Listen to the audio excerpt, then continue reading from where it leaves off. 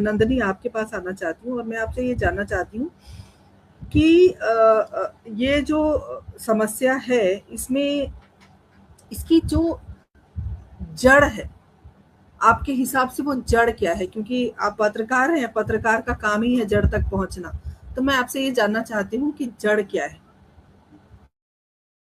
सबसे पहले इसका जवाब मैं एक शब्द में दूँगी, फिर उसे समझाने का प्रयास करूँगी। इसकी जड़ कहीं न कहीं अति महत्वाकांक्षी होना है। महत्वाकांक्षी वो कोचिंग संस्थान चलाने वाले हैं, जो सुरक्षा को दरकिनार करके ज़्यादा से ज़्यादा कमाई करना चाहते हैं। महत्वाकांक्षी प्रशासन में लिप्त वो भ्रष्टाचारी हैं, जिन्हें शायद तनख्वाह कम पड़ती है, उन्हें और चाहिए, पेट और भरना है।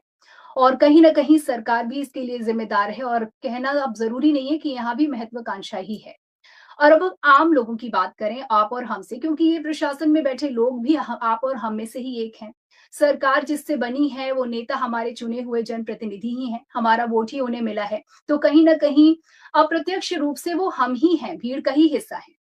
अपनी बात करें, तो हम भी बहुत महत्वाकांक्षी हैं। जैसा कि हमारे साथ और भी जो मेहमान जुड़े हुए हैं, उन्होंने भी इस बात का ज़िक्र किया कि कोचिंग में आखिर क्यों डालना जब किताबों में वो सब कुछ है, क्यों ना उससे पढ़ लिया जाए। लेकिन महत्वाकांक्षा ये कि हम तो नहीं डालेंगे, मान लो अगले ने डाल दिया और उसके ज़्यादा नंबर आ गए तो?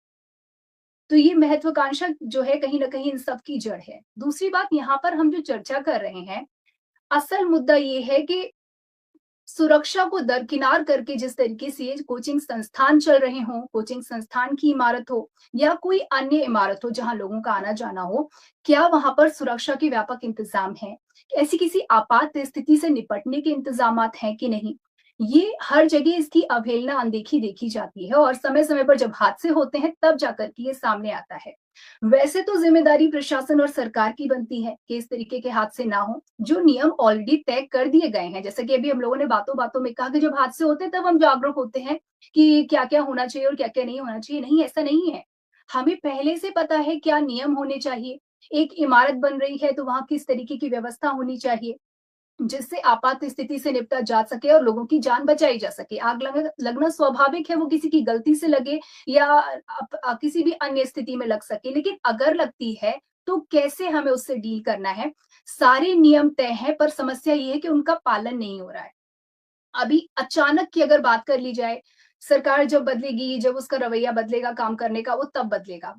अब प्रशासन का रवैया अगर बदलेगा, कितने दिन के लिए बदला है अभी जो दिख रहा है तरीका, जिस तरीके से इमारतों को सीज़ किया जा रहा है, चेकिंग चल रही है, वो जब बदलेगा तब बदलेगा और जब असर उसका देखने को मिलेगा तब मिलेगा। लेकिन अभी हम जो कर सकते हैं, हमारे हाथ में जो है, अब क्योंकि बच्चे हमारे हैं, हमारे हमारे कलेजे का टुकड़ा